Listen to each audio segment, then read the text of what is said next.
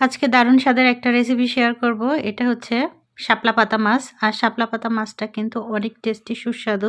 আর এটা দেখতে একদম মাংসের মতো, বাট এটা মাংস না, মাছ। আর মাছ আর মাংস মিলিয়ে কম্পেয়ার করলেও ভুল হবে না। আজকে এই মাছের একটা দুর্দান্ত রেসিপি আপনাদের সাথে শেয়ার করব।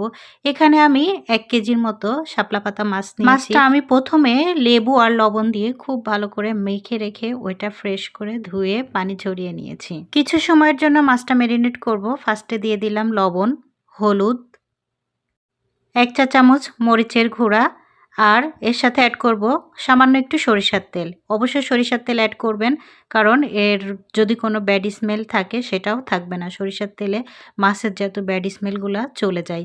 তো খুব ভালো করে হাত দিয়ে আমি মাছটা মাখিয়ে নেব। আর এটা মাখিয়ে আমি কিছু সময়ের জন্য রেস্টে রাখবো।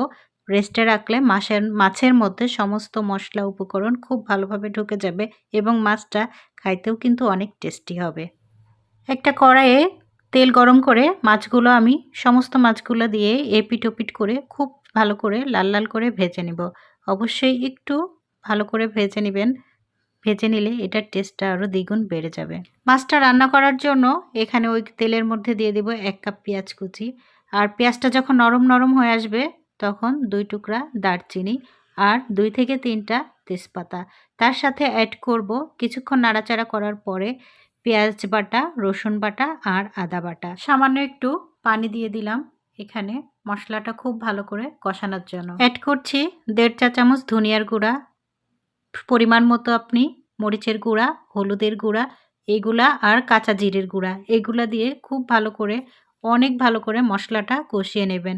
স্বাদের জন্য অ্যাড করছি ২-৩টা কাঁচামরিচ। তারপরে সমস্ত উপকরণগুলা ভালো করে কষিয়ে যখন তেল তেল হয়ে আসবে তখন অ্যাড করব পানি। পরিমাণ মতো পানি, আমি একবারেই পানিটা দিয়ে দেব। পানিটা যখন বলক হয়ে আসবে তখন আমি ওখানে দিয়ে দেব মাছ। রান্নাটা খুবই সিম্পল, একদমই সময় লাগবে না।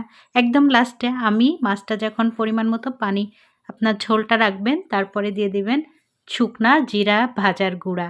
এটা দেওয়ার পরে আপনি পরিবেশন করতে পারেন গরম গরম ভাতের সাথে। আর খেতেও অনেক দুর্দান্ত সুস্বাদু হয়েছে। অবশ্যই কিন্তু ট্রাই করবেন। আর আমার ভিডিওতে লাইক দিতে কিন্তু ভুলবেন না।